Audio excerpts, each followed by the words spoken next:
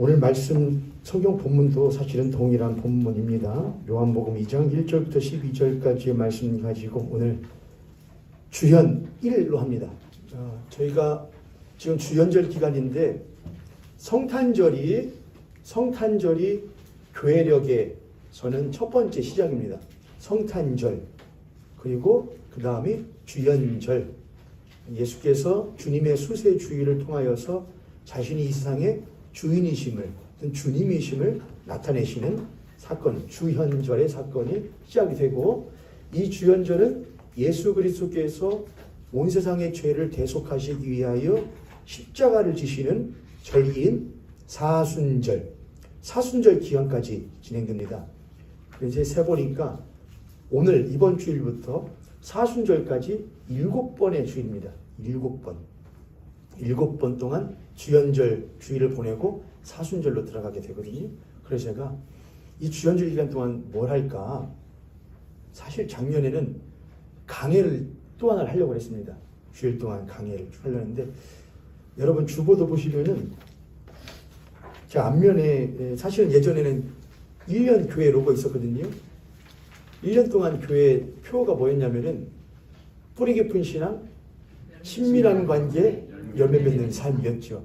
그거를 로고를 만들어 해놨었는데, 이번 한 해 동안은 절기를 조금 기리면서 그때 주일에 맞는 그림을 좀 찾아야겠다 해서, 여러분 그림 보면 무슨 그림인지 아시겠어요? 조 기자님은 최후의 만찬 같다고 하셨습니다. 뭐 같습니까? 여기 가나 혼인잔치입니다. 그래서 보면은 물 항아리가 있고 그렇게 돼 있죠. 가나 혼인잔치 그림이거든요. 왜냐면 제가 그래서 왜 그렇게 했냐면은 앞으로 7주간 동안 주현절 기간에 맞춰서 예수 그리스도께서 이 세상의 주인으로 나타나시고 드러내신 기간이니까 어떻게 그걸 전할까 해서 제가 요한복음을 가지고 예수님이 요한복음에서 나타내신 7가지의 표적이 있거든요. 가나의 혼인잔치에서 물을 포도주로 만드신 사건에서 시작하여 나사로를 다시 살리시는 사건까지 총 7가지의 표적이 나타나는데, 그 7가지의 표적을 통하여 예수께서 하나님의 아들이시요 주님이시라는 것이 나타내집니다. 그래서 제가 오늘부터 7주간 동안은 이 요한복음의 7개의 표적을 여러분과 한 주마다 하나씩을 나누어 가려고 합니다. 사실은 요한복음 강해를 하면서 이 표적에 대한 이야기를 사실은 했었는데, 제 기억으로는 수요 예배 때 했던 것 같습니다. 그래서 아마도 수요 예배 참석치 못하시는 분들은, 또는 음성 예배를 음성으로 제가 남겨놓긴 하지만 바쁘시니 못 들으실 수도 있으니까, 그래서 사실은 했던 것이 중복될 수도 있어서 안 할까 했다가, 또 어쩌면 못 들으신 분들도 계실 것이고, 의심치 아니하는 바, 늘 들어도 처음 듣는 것 같은 느낌이실 것이라 제가 의심치 아니하기에, 물론 조금 더 제가 거기에 부연해서 하도록 하겠습니다. 그래서 제가 오늘 이렇게 그림을 해놨고, 제목도 주현 1번입니다. 그래서 혼인잔치에서의 주현입니다. 혼인잔치에서의 주님으로 나타나심으로 여러분과 말씀을 나누도록 하겠습니다. 요한복음 2장 1절부터 저는 12절까지로 본문을 정해 두었습니다. 요한복음 2장 1절부터 12절까지입니다. 우리가 조금 전에 읽었으니까 이 내용들이 뭘 말하는지 여러분 다 아실 겁니다. 집중해서 이제 설교의 귀를 기울여주시면 되겠습니다. 가나의 혼인잔치라고들 많이 말합니다. 근데 이 가나의 혼인잔치를 요한이, 예수 그리스도의 제자였던 요한이 이 혼인잔치 사건을 언급을 했는데, 요한은 이 혼인잔치의 사건을 명백하게 무엇으로 규정을 했냐면 표적으로 규정을 했습니다. 요한복음 2장 11절입니다. 함께 읽어보겠습니다. 시작. 예수께서 이 첫 표적을 갈릴리 가나에서 행하여 그의 영광을 나타내심에 제자들이 그를, 예수께서 이 첫 번째 표적을 행하셨다. 첫 번째 표적. 표적이라는 것이 헬라어로 세메이온이랍니다. 세메이온. 이거는 여러분이 외워두시면 좋겠습니다. 표적, 세메이온. 세메이온. 표적은 이적과 기적과는 다릅니다. 기적과 이적이라는 것은 행한 궤적, 물 위를 걸었다. 물 위를 걸은 것은 기적입니다. 물을 포도주로 만든 것은 기적입니다. 왕의 신하의 아들을 고친 것은 기적입니다. 38년 된 병자를 고친 것도 기적입니다. 오병이어 사건도 기적입니다. 나사로를 살린 것도 기적입니다. 그러나 표적은 기적 자체를 말하는 것이 아니고 그 기적을 일으킨 주체를 가리키는 것이 표적, 세메이온입니다. 그래서 표적을 다른 의미로 하자면 표지판과 같다고 하면 됩니다. 표지판 자체, 예를 들어서 모현교회는 이쪽 방향으로 가야 됩니다. 좌측 방향입니다. 이 표지판은 무엇이냐? 세메이온입니다. 이 자체가 중요한 것이 아니고 이곳으로 가면 당신이 찾고자 하는 곳이 있음을 가리키는 것, 곧 주체를 가리키는 것이 이 표지판의 역할, 표적입니다. 표지판. 그래서 사도 요한은 요한복음에서 7개의 표적을 통하여서 예수께서 물로 첫 번째 표적으로 혼인잔치에서 물을 포도주로 만드셨는데 이 사건은 누구를 가리키는 것이냐? 예수 그리스도를 가리키는 것인데 중요한 것이 있습니다. 여러분 그거 다 알지. 예수님이 하셨다는 거 다 알지. 그거 가리키려고 하는 거 알지. 중요한 게 있습니다. 예수 그리스도가 어떤 분이신지를 알고자 하는 겁니다. 어떤 사람들이 이렇게 할 겁니다. 야, 저 사람이야. 저 사람이 물을 포도주로 만든 사람이야. 이건 잘못된 해석입니다. 잘못된 해석. 예수님이 7가지 표적 중에 이런 일이 있었지요. 물고기 2마리와 떡 5개를 가지고 5,000명을 먹이고서도 12바구니가 남았더라. 그렇게 했습니다. 저 사람입니다. 이 엄청난 일을 일으킨 사람이 저 사람입니다. 그랬더니 사람들이 무지무지하게 따라갑니다. 제자들도 막 예수님이 뭐라고 하십니까? 너희들이 나를 쫓는 것은 뭘 보고 쫓는 거구나. 내가 지금 너희들에게 떡 만들어줄 줄로 알고 너희들이 나를 쫓는구나 하고서 예수님이 가버리십니다. 그 뭐냐? 그들이 예수께서 행하신 표적을 잘못 오해했다는 겁니다. 저 사람이야. 어떤 사람인데? 물을 포도주로 만든 사람. 예수님은 아니, 나는 물을 포도주로 만든 사람이 아니야. 그 정도로 나를 이해하는 것은 나에 대하여 심히 오해하고 있는 거야. 그러나 지금 이 순간에도 예수 그리스도를 물 포도주로 만든 기적의 사나이, 38년 된 병자를 고친 기적의 사나이, 그런 기적의 사나이가 나의 삶에도 온다면은 나에게도 물이 뭐가 될 것이고 포도주가 될 것이고 나의 38년 된 병도 못하실 것이고 고쳐질 것이라고 이해하는 것은 주현이 되어지는 것이 절대로 아니라는 겁니다. 그건 예수 그리스도가 우리들에게 주님으로서 나타내시는 것이 아니고 예수 그리스도가 우리들에게 알라딘의 램프의 요정과 같이 되어버린 겁니다. 예수님이야. 누군데? 물 포도주로. 어마어마한 분이요. 당신 문제 있어? 예수 믿어. 예수님이 물을 포도주로 만든 사람이야. 38년 병자로 고치자 죽은 사람도 살리는 분이야. 하물며 당신이 그것도 못하겠어? 라고 말하는 것은 예수 그리스도를 심각하게 오해하고 있다는 겁니다. 이해하셨습니까, 여러분? 그래서 예수님께서는 오늘 이 사건을 통하여서 첫 번째 표적을 통하여 자신이 뭘 하기 위하여 또한 자신이 누구이신지를 분명하게 드러내시는 첫 번째 표적 세메이온이 되는 것입니다. 여기까지 이해가 되셨는지요? 예. 한번 살펴보죠. 그러면 1절입니다. 사흘째 되던 날 갈릴리 가나에 혼례가 있어 예수의 어머니도 거기 계시고. 사실은 그 앞에 빌립과 나다나엘을 만난 사건이 있었는데 그 사건에서 연이어서 생각하면 혼인잔치가 있은 것은 그로부터 7일째 있었던 일입니다. 7일째. 지금 시간이 없으니까 빨리 넘어가죠. 2절입니다. 예수와 그 제자들도 혼례의 청함을 받았더니 3절 포도주가 떨어진지라 예수의 어머니가 예수에게 이르되 저들에게 포도주가 없다니. 지금 배경이 뭐냐? 갈릴리 가나에, 가나라고 하는 동네는 촌동네입니다. 가난한 동네입니다. 그런 갈릴리 가나에 혼례잔치가, 결혼식이 일어났다는 것이죠. 그러니까는 예수 그리스도의 첫 번째 표적의 배경이 혼인잔치입니다. 혼인잔치. 의미가 있을까요, 없을까요? 아니, 당연히 있는 것이죠. 왜 예수 그리스도는 첫 번째 자신의 표적으로서 물을 포도주로 만드셨으며 왜 그 첫 번째 표적의 장소로서 혼인잔치를 택하셨을까요? 그걸 통하여 자신이 누구이신지를 나타내고자 하셨던 것이니까요. 자, 이스라엘은 혼인잔치를 할 때에 첫 번째는 뭐냐? 정혼을 합니다. 신랑의 아버지가 신부 집에 가서 신부의 집에 신부에 대한 집참금을 줍니다. 조금 그렇지 여러분? 뭐 요즘에는 안 와요 여러분? 내 아들이 어떤 아들인데 내 아들 데려가려면 뭐 어느 정도는 가져와야지. 그거 참 못돼 먹은 부모죠. 아니 자기 자식이 그 정도 값밖에 안 해요? 자기 자식이 끼켜봐야 뭐 열쇠 몇 개밖에 안 하는 거예요? 참 못된 부모죠. 그런가 하면 또 이런 부모도 있죠. 내 딸이 어떤 딸인지 알아? 2대 나온 애야.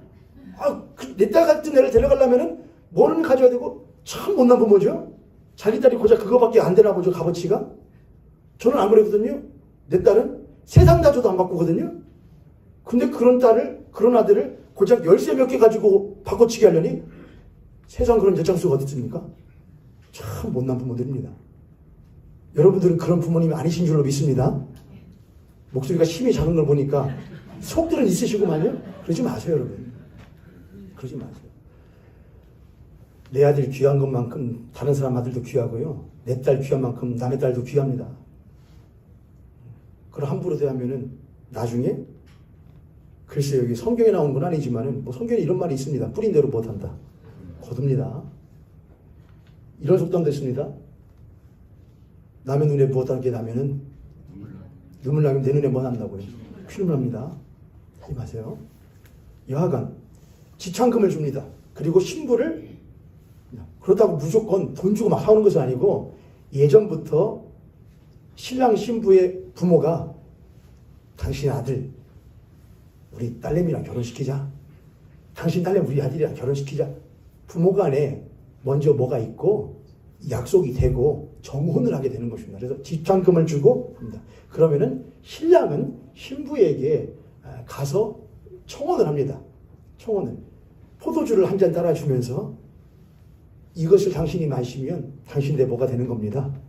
내 아내가 되는 겁니다. 하고 신부가 받아 마시고 반지를 끼워줍니다. 그럼 거기서 끝나느냐? 아닙니다. 1년 동안의 유예기간을 갖습니다. 그 1년 동안 뭘 하느냐? 신랑은 신부와 함께 살 집을 준비합니다. 신부야죠. 들고 빠져라 준비하죠.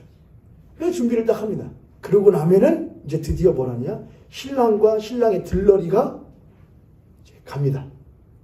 그러면은 신부와 신부의 들러리들은 횃불 들고 이스라엘 사람들은 저녁 6시부터 결혼식이 시작을 하거든요. 저녁이에요. 그래서 횃불 들고 맞이합니다. 그때부터 혼인 잔치가 시작이 돼요. 며칠 동안 결혼식을 하느냐? 7일 동안 합니다. 7일 동안. 7일 동안 하니까는 이스라엘 사람들에게 있어서 결혼식이라는 것이 얼마나 큰 의미인지를 우리들이 이해할 수가 있죠.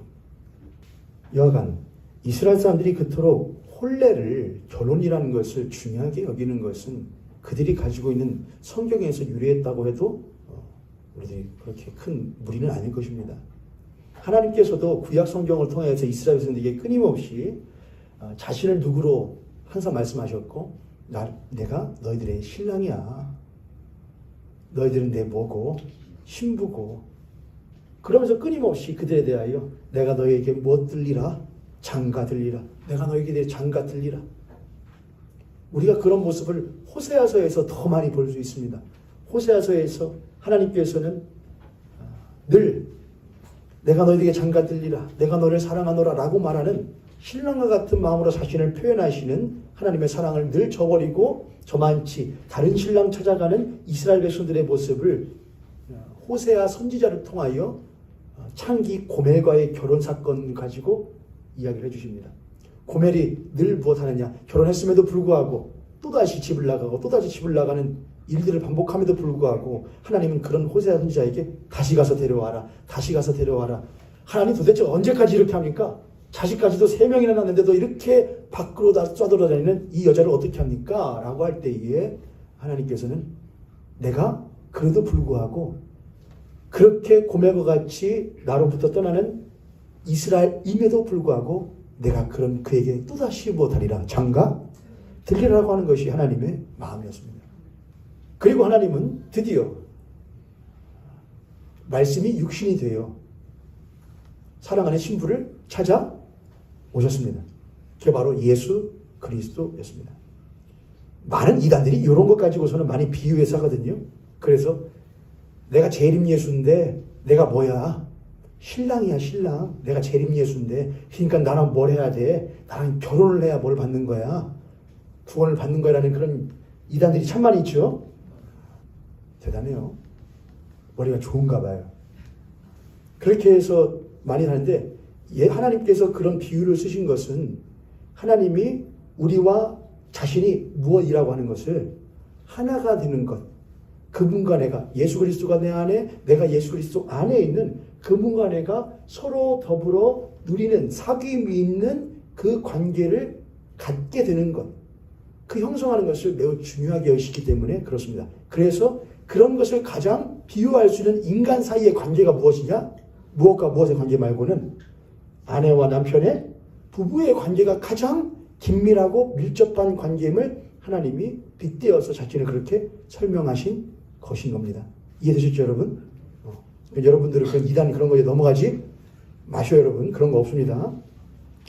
예수 그리스도께서는 이 세상에 대하여 하나님으로부터 끊임없이 떠나버리고 그 하나님에 대하여 등지는 이스라엘 백성, 하나님의 백성들을 향한 끊임없는 하나님의 구애, 끊임없는 하나님의 청혼, 그리고 저 멀리 도망간 그 아내를 오히려 버선발로 뛰어나가 그 아내에게 내게 돌아와 주면 안 되겠는가?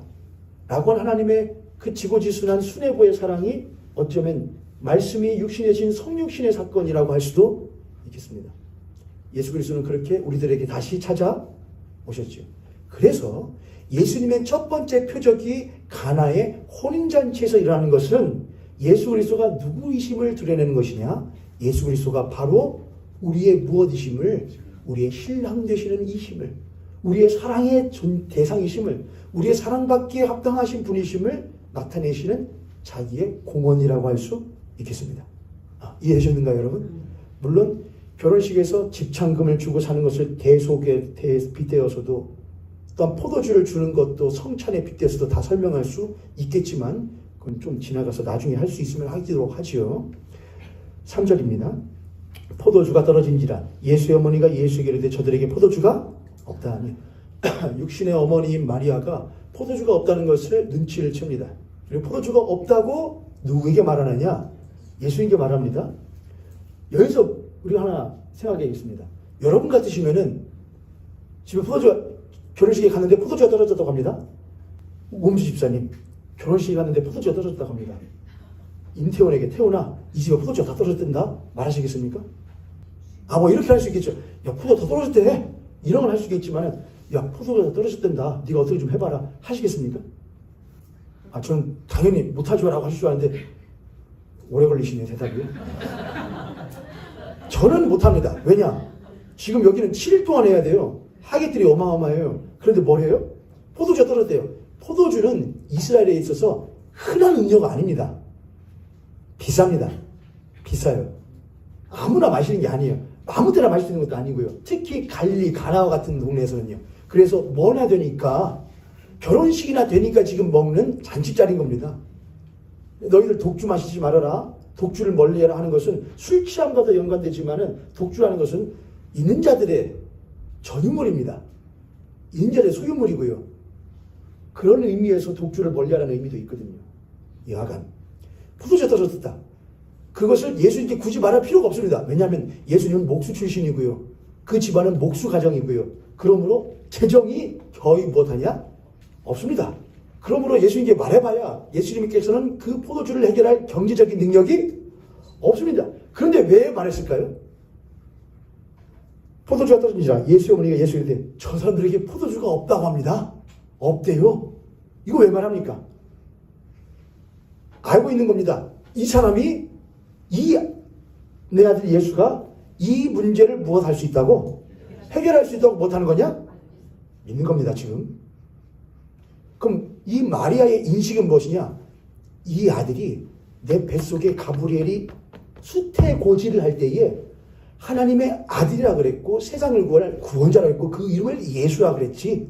임마누엘 그랬지. 그럼 이 아이가 언젠가는 세상을 구원하여 언젠가는 우리나라를 우리 민족을 로마의 압제로부터 구원하여 그럼 당연히 어디 자리에 가서 높은 왕의 자리나 위대한 지도자의 자리에 가서 이 세상을 구원하겠지라는 생각을 마리아도 했을까요? 안 했을까요? 당연히 했지요. 그래서 지금 마리아는 이 예수에게 무엇을 요구하고 있는 것이냐? 기적을 요구하고 있습니다. 포도주가 없다고 하니까 포도주를 있게 하십시오라는 겁니다. 그때 예수님의 대답이 이렇습니다. 4절 함께 읽어보겠습니다. 4절 함께 읽습니다. 시작. 예수께서 이르시되 여자여 나와 무슨 상관이 있나이까 내 때가 아직 이르지 아니하나이다. 예수께서 이르시되 여자여 나와 무슨 상관이 있나이까. 제가 저희 어머니에게 아들 밥 먹어요 그러면은 제가 여자여 제 때가 아직 이르지 아니하나이다. 저희 그렇게 할까요? 이거는 그렇게 못하죠. 그래서 오해하실 수도 있는데 여기서 여자라는 것은 귀내 여자여 이런 말은 우리들로 하자면은 여사님 이렇게 합니다. 물론 대한민국에서 여사라는 호칭이 참 많이 격이 떨어지긴 했지만 그래도 이 귀내라는 것은 여사님이라는 존칭입니다. 여자에 대한 극존칭이죠. 그러니까 예수님이 지금 자신에게 포도주가 떨어졌다고 하는 문제를 가지고 온 자신의 육신의 어머니에게 여자여라고 합니다. 아무리 그렇다 해도 존칭이라 그래도 어머니라고 하면 되잖아요. 예수님이 십자가에 죽으실 때에도 여자여 보소서 요한을 가리키면서 당신의 뭡니다. 아들입니다. 이건 똑같은 귀내거든요. 귀나이. 이건 뭐냐면은 자신이 이제 더 이상 그의 젖먹이 아들이 아니고 품 안의 아들이 아니라는 것을 말하는 겁니다. 자신이 이제는 공생애의 사역을 시작하는 존재로서 그와의 객관적인 존재라고 그것을 예수께서 지금 말하고 계시는 거죠. 그래서 여자여 라는 그 다음 말이 더 의미시합니다. 이 일이 나와 무슨 상관이 있습니까? 자, 포도주가 떨어졌다. 그리고 그 포도주를 다시 해결해 달라고 하는 그 마리아의 구함이 예수님께서 뭐가 없대요? 자신하고는 상관이 없대요. 그렇습니다. 분명합니다. 혼인잔치에서 포도주가 떨어졌다고 하는 것은 어쩌면 이 결혼이 온당한 결혼이 원래 처음부터 아니었는 모양이요 라고 생각할 수 있는 여지가 되기도 하고 이거 잘 살란가 모르겠네 라고 할 수 있는 여지가 될 수도 있는 한 부부에게는 또 두 가정에는 큰 사건이죠. 그런데 예수님께서 이것이 나와 무슨 상관이 있습니까? 라고 합니다. 그래서 여러분 신앙인들이 신앙을 가지면서 살아가는 동안에 조심해야 될 부분이 있습니다. 무엇이냐? 하나님이 나의 모든 삶의 결핍이나 곰핍이나 또는 불운함에 대하여 하나님 모든 것을 다 무엇하시는 것 상관하여 해결하시는 분이 절대로 아니라는 것입니다. 그건 누구의 생각이고 그건 우리의 생각이고 우리의 하나님에 대한 원함일 뿐이지 우리가 만들어놓은 가짜 우상으로서의 하나님에 대한 인식이지 하나님은 절대로 그렇게 역사하시는 분이 아니라는 것입니다. 예수님이 뻔히 포도주 떨어진 거 아시겠어요? 그러시겠어요? 아시죠? 이렇게 되면은 이 집이 어떻게 되는 거 아시겠어요? 그러시겠어요? 그래서 예수님 말씀하시죠. 이것이 나와 무슨 상관이 있습니까? 여러분 이단이 다른 것이 이단이 아니고 사이비가 다른 것이 사이비가 아닙니다. 예수 그리스도를 다르게 인식하고 이해하는 것이 사이비고 이단입니다. 근데 수많은 기독교가 예수 그리스도를 잘못 이해하고 인식하다 보니 생겨나는 가장 큰 우가 뭐냐? 기복신앙입니다.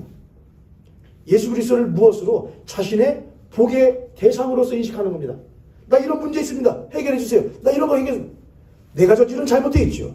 내가 저지른 문제들도 있죠. 하지 말라고 했는데 내가 해가지고 한 것도 있죠. 내가 자초한 것도 있죠. 그래도 불구하고 모든 것을 하나님 나 어려운 거 아시죠? 당신 나에게 복 주세요. 예수님은 포춘 쿠키 안에 있는 종이토기가 아니란 말입니다. 근데 우리는 그렇게 예수님 인식합니다. 예수님 때로 우리들의 삶에 대해서 원준아 내가 그것과 무슨 상관이 있냐? 라고 하셔도 나는 그에 대해서 무엇할 수 없는 것이냐? 이런 방법을 할 것입니다. 맞습니다, 주님. 이것은 내가 자처한 내 욕심에 대한 산물입니다. 내 이생의 자랑과 육신의 정욕과 안목의 정욕을 쫓아 살다 보니 생겨난 나의 문제입니다. 당신이 이거에 대해서 난 그에 손대지 않겠다 한다고 할지라도 난 당신에 대하여 못하지 않습니다. 서운해하지 않습니다. 왜냐하면 그건 당신의 뜻이 아니기 때문입니다. 그것이 기독교 신앙입니다, 여러분. 이해되셨습니까? 하나님은 능력이 많으시고 내가 달라고 하면 주십니다라는 것이 기독교 신앙이 아니고 그분의 뜻이 나에게 이루어지기를 구하는 것이 기독교 신앙입니다. 근데 기독교 신앙이 반대로 돼버렸어요. 올바른 기독교 신앙이 회복되어야겠습니다. 여자요, 나와 무슨 상관이 있습니까? 하면서 그 뒤에 이렇게 말씀하십니다. 읽어보실까요? 내 때가 시작. 내 때가 한 번 더 읽어봅니다. 시작. 내 때가 아직 이르지 아니하였나이다. 여기서 내 때가 아니라 나의 때가, 이 때가 뭘 의미할까가 참 중요합니다. 사실은 키포인트입니다. 예수님은 때가 있으셨거든요. 때가 참에 예수 그리스도께서 강생하셨고 그 예수 그리스도께서는 자신의 때가 되어서 공생애를 시작하셨고 예수 그리스도는 자신의 때가 언젠가는 종지부를 찍는다는 것을 아셨습니다. 그래서 예수님께서는 당신의 때가 언제 종지부를 찍느냐? 바로 십자가입니다. 십자가. 예수 그리스도께서 이 땅에 오신 것은 어떤 때를 위하여 오신 것이냐? 하나님의 어린 양으로서 모든 사람들의 모든 세상의 죄를 대신 짊어지시고 십자가에 죽어주시는 그 때를 위하여, 십자가의 때를 위하여 예수 그리스도는 오셨습니다. 할렐루야. 그게 기독교 신앙입니다. 예수 그리스도는 온 세상의 죄를 대속하시기 위하여 십자가에 죽으시는 그 때를 위하여 오셨습니다. 예수님의 때는 언제냐? 십자가에 죽을 때입니다. 그게 예수 그리스도의 때, 곧 나의 때입니다. 그래서 예수님께서 이거 만들어 주시오 하실 때 예수님께서 여자여, 이것이 나와 무슨 상관이 있습니까? 나의 때가, 십자가에 죽을 때가 아직 이르지 않았습니다. 5절, 그의 어머니가 하인들에게 이르되 너에게 무슨 말씀을 하시든지 그대로 하라. 그럼에도 불구하고 어머니는, 마리아는 하인들에게 당신들 이 사람이 하는 말 그대로 해요. 참 엄마들 못 말려요. 그렇죠? 엄마들 집에서 누가 입이 제일 세죠? 대개는 어머니입니다. 그게 가정이 평안한 겁니다. 아버지는 어쩌다 한마디만 하시면 됩니다. 대개는 어머니들이 대개는 다 하죠. 여자여, 이것이 나와 무슨 상관입니까? 내 때가 아직 이르지? 아니었습니다. 그러면 그렇군요 해야 되는데 물어보도 안 해요. 두세 물어, 당신들이 시킨 대로 해? 꼭 우리네 대한민국의 어머니들을 보는 것 같은 모습이 듭니다. 그대로 하라니라. 물론 그것을 꼭 그렇게만 말씀할 수는 없지만은 아무튼 마리아는 그의 이해 안에서 지금 예수님에 대하여서 무엇인가를 이루어 주시기를 요구하고 있는 겁니다. 이어서 6절입니다. 한번 읽어보겠습니다. 시작. 거기에 유대인의 정결 예식을 따라 두세 통 되는 돌 항아리가 6이 놓여있는지. 사도 요한은 요한계시록을 쓴 사람이기도 한데 사도 요한은 글을 쓸 때에 비유와 수를 굉장히 세심하게 씁니다. 그래서 우리가 그걸 잘 살펴볼 필요가 있어요. 자, 6절에 거기에 그 혼인잔치에 유대인의 정결 예식을 따라, 유대인의 정결 예식 수세주일 때도 말씀드렸지만 이스라엘 백성들은 적어도 무엇 씻는 것, 손 씻는 것, 발 씻는 것을 아주 귀하게 해요. 그것은 단순한 위생이 아니라 하나님 앞에서의 정결함을 자타 고백하는 행위입니다. 그게 정결 예식입니다. 그거는 율법에 나온 것은 아니고 장로들의 전통이긴 하지만은 전통일지라도 그들은 그렇게 해서 자신의 정결함을 증명하려고 하는 것이 정결 예식입니다. 그래서 집집마다 돌 항아리에다가 물을 쳐넣는데 돌 항아리 몇 개가 있었다고요? 6개. 그 돌 항아리 한 개가 대략 얼마 정도의 물이 들어가느냐? 물약 80리터 정도가 들어가요. 돌 항아리 하나에 80리터. 이런 80리터면 얼마예요? 생수통 1.5리터인가요? 2리터인가요? 그 6개짜리 묶어져 있는 것이요. 1.5리터인가요? 뭐 아무튼 6개 묶은 거. 그게 그럼 총 몇 리터예요, 여러분? 9리터네요. 9리터. 빨랐죠, 지금. 제가 수가 좀 빨랐죠? 9리터. 근데 그런 거 8통을 넣는 거예요. 8묶음을 대략. 그럼 어마어마한 거죠? 그게 몇 개 있었다고요? 6개. 6개. 제가 아까 술을 굉장히 예민하게 쓴다고 했죠. 왜 6개일까? 왜 6개일까요? 왜 조금만 이따가 말씀하세요. 너무 빨랐습니다. 왜 굳이 돌 항아리가 몇 개일까? 6개일까? 그 돌 항아리 안에 있는 물은 뭘 위하여 있는 것인데, 정결 예식을 위하여 율법과 장로들의 전통을 쫓아서 이스라엘 백성들을 깨끗하게 하기 위한 용도로서의 물을 담아 놓는 정결 예식을 위한 돌 항아리인데, 왜 그게 굳이 몇 개가 있었을까? 6개가 있었을까 합니다. 조금 더 나가보죠, 여러분. 7절. 예수께서 그들에게 이르시되 항아리에 물을 채우라 하신즉 아귀까지 채우니. 자, 예수님께서 물을 무엇하라? 채우라. 그 말은 그 물 항아리에 물이 무엇했다? 비었거나 꽉 차지 않았다는 걸 말합니다. 맞습니까, 여러분? 다시.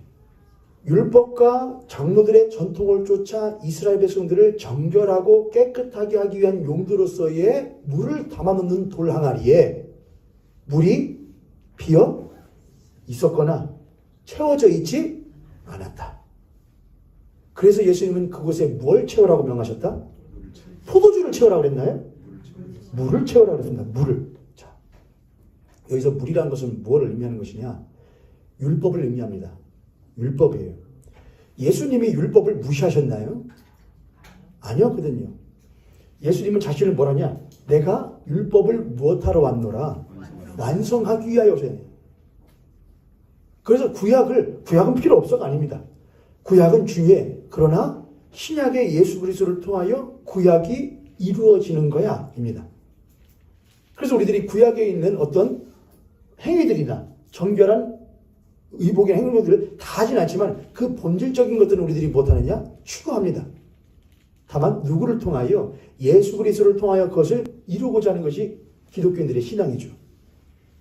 근데 그 물 항아리에 장로들의 전통과 율법을 쫓아서 이스라엘을 깨끗하게 하기 위한 그 돌 항아리에 물이 무엇해져 있었다? 비워져 있었다는 겁니다. 그러면 깨끗하게 할 수가 없죠. 인간의 행함과 인간의 노력과 인간의 의지로 자기 자신을 깨끗하게 하고자 하는 그 열심이 결코 인간을 스스로 깨끗하게 할 수 없음을 지금 성경이 뭐 해주고 있는 것이냐? 말해주고 있는 것입니다. 예수께서 그들에게 이르시되 항아리에 물을 채우라 하신즉 무엇까지 채우니? 아귀까지 채운다. 이것은 완성을 말합니다. 완성. 끝까지 채워라. 끝까지 채우니 이제는 떠서 연회장이 갔다 주라 하시면 갖다 주었더니 연회장이 그것을 맛보고 무엇으로 변해져 있던 것이냐? 포도주로 변해져 있던. 자, 물이 무엇으로? 물이 포도주로입니다. 물이 포도주로 변했다는 것은 무엇을 의미하느냐? 물은 제가 뭘 의미한다고 그랬죠? 율법이요. 그럼 포도주는요? 우리는 성찬을 행할 때마다 뭘 하느냐? 성찬식은 누가 만든 겁니까? 제자들이 만들었습니까? 아닙니다. 예수님께서 최후의 만찬을 하시면서 제자들에게 빵을 뜯어주시고 포도주를 나눠주시면서 받아 먹으라, 받아 마시라. 이것은 내가 주는 살이요, 이것은 내가 주는 피요, 생명의 음료로다 하시면서 너희 그래서 먹고 이것을 기념하라. 예수님께서 직접 말씀하셨거든요. 그래서 예수 그리스도께서는 그 포도주가 곧 십자가에서 모든 죄를 대속하기 위하여 흘려주시는 자신의 보혈임을 이미 말씀해 주셨습니다.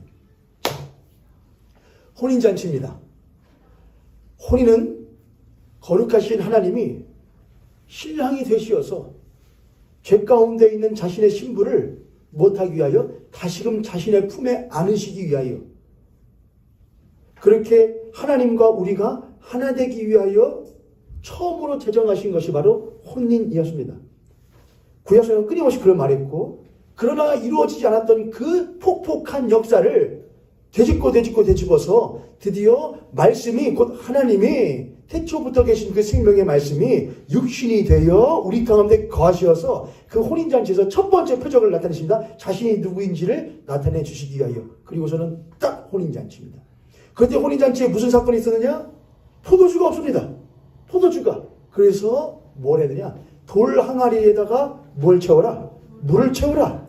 그 돌 항아리에 있는 물은 뭘 위하여 사용되어지는 물인데, 이스라엘 백성들을 정결하게 하기 위하여 사용되어지는 물인데, 그 물조차 없어서 스스로를 깨끗하게 할 수 없는 이스라엘 백성들에게 예수께서는 물 채워라. 그러나 마지막은 무엇을 채운다? 보혈입니다. 그래서 예수 그리스도께서 왜 6개일까? 왜 6개일까? 그래서 이거는 성경에 꼭 나온 것은 아니지만은 학자들이나 또는 제가 설교자들을 대조 보니까는 이렇게들 말씀하시는 분들이 있어요. 6개의 돌 항아리와 마지막 7째 잔은 예수 그리스도의 십자가의 보혈을 통하여 무엇하여진다? 채워진다. 6개의 돌 항아리라는 것은 뭘 의미하고, 6개의 돌 항아리는 6번의 날을 의미를 한다. 창조 때에 6번의 날이요. 그리고 7째 날은 무엇한 날인데? 안식하는 날인데, 이스라엘 백성들이 안식하는 날을 향하여서 첫날부터 6째 날까지를 안식하는 날을 향하여서 살아가야 되는 날임에도 불구하고 그들이 예수 그리스도 안에서 안식하는 삶을 위하여서 하루에서 6째까지의 삶을 살아가는 것이 아니고 스스로의 삶에 만족하며 자신의 행복에 도취되어 자기 만족과 자아 실현을 최고의 가치로 우선하면서 살아가는 그 삶이 결코 7번째 그 돌 항아리 잔을 완성할 수 없음을 하나님께서 말씀하고자 하시는 것이다 라고 말을 해요. 이해되시는가요, 여러분? 여러분, 그렇죠. 그런데 그러니까 기독교라는 건 뭐냐? 기독교 신앙이라는 건 뭐냐? 자아 실현을 꿈꾸는 것도 아니고, 기독교 신앙은 뭐냐? 자기 행복을 추구하는 것도 아니에요. 그래서 여러분, 교회에 오면은 사실은 뭐가 없는 거냐? 교회에 오면은 덧없어 보여야 되는 게 맞는 겁니다. 교회에 오면은 손해보는 것처럼 보여야 되는 게 맞는 겁니다. 교회에 오면 재미가 없어야 되는 것이 맞는 겁니다. 교회에 오면 딱 한 가지 얻는 것은 있습니다. 그 뭐냐? 내 영혼이 은총 입어 중한 죄짐 벗고 보니, 이겁니다. 이거 교회 오면 딱 가지 얻는 것 그겁니다. 그러나 교회가 내 영혼이 은총 입어 중한 죄짐 벗고 보니 슬픔 많은 이 세상도 천국으로 못하도다 화하도다 할렐루야 찬양하세. 내 모든 죄 사함 벗고 주 예수와 동행하니 그 어디나 하늘나라가 없으면은 교회조차도 맨날 무엇만 하느냐? 돌 항아리에 물만 붓습니다. 여러분 불행하시죠? 행복하게 해드릴게요. 여러분 자기 실현을 해야죠. 교회는 자기 실현을 시켜주는 곳입니다. 그런 여러 가지 이벤트와 여러 가지 프로그램과 여러 가지 멋들로 그 항아리를 막 채워놓습니다. 그러나 아무리 채워도 그 돌 항아리는 몇 개밖에 없다니까요? 6개예요. 그건 결코 7번째 안식의 잔을 맞이할 수가 없습니다. 그리스도인들은 그래서 무엇을 추구하는 사람이냐? 교회는 뭘 추구하느냐? 우리 가운데에 행복을 누리지 못할 때가 있어도, 자기 지혜를 이루지 못할 때가 있어도, 자아 지혜를 이루지 못할 때가 있어도, 그 성취에 도달하지 못할 때가 있어도 내 주 예수 모졌으면은 그 어디나 하늘 나라요 라고 말하는 것이 바로 교회라는 것입니다. 할렐루야. 예수 그리스도를 많은 사람들이 오해합니다. 예수 만나면 행복해요. 왜요? 필요한 걸 주니까요. 예수 만나면 좋아요. 왜요? 당신의 마음을 훈훈하게 해주니까요. 예수님은 그 정도의 분이 결코 아닙니다. 많은 사람들 그래서 말합니다. 예수님 포도주가 떨어졌다는데요. 예수님 분명히 말씀하신 것입니다. 그것이 나와 무슨 상관이 있냐? 근데 우리는 팍팍 봅니다. 상관 있지 왜 없어요? 내가 당신 뭔데? 당신 자녀라며요? 뭐라며요? 아버지, 아빠, 나 저기 부타카스 한 통만 사주실래요? 왜 그러냐? 그걸로 해보려고요. 딸이요. 내가 그것이 나와 무슨 상관이 있고 너 그러다 죽을래? 당연하죠, 여러분. 우리는 모릅니다.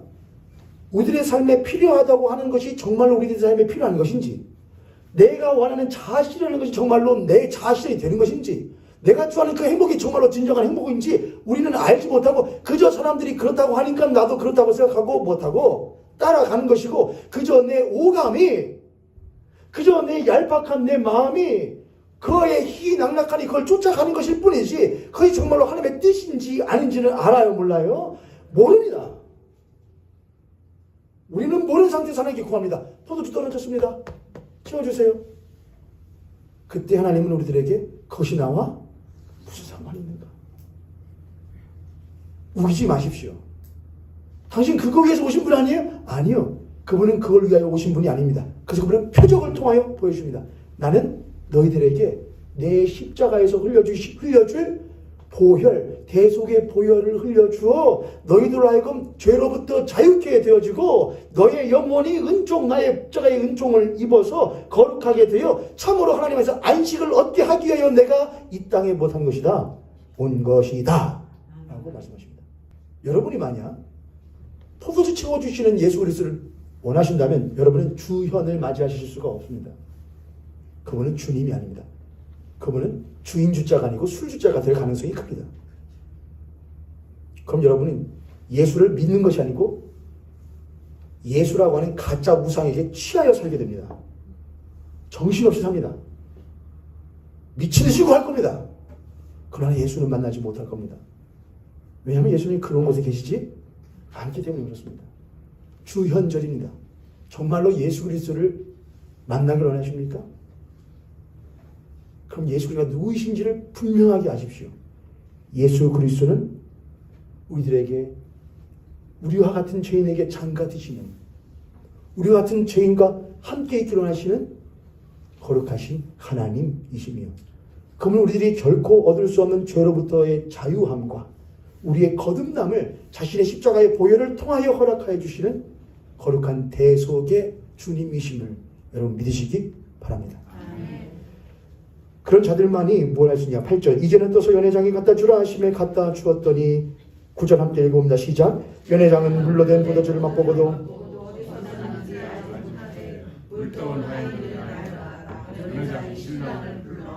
말하되 사람마다 먼저 좋은 포도주를 내고 취한 후에 낮은 것 내거늘 그대는 지금까지 좋은 포도주를 두었도다 아니라. 연회장보다 더 중요한 것은 여기 중요한 말이 있죠. 연회장은 그 물이 이 포도주가 연회장은 물로 된 포도주를 맛보고서도 뭐 한지를 못했대요? 어디서 한지를 알지 못했대요. 그러나 누구는 안 돼요? 하인은 주님을 알았어요. 알게 될 수밖에 없었어요. 여러분들이 주인이 하인이 되시는 거예요. 어떤 사람들만이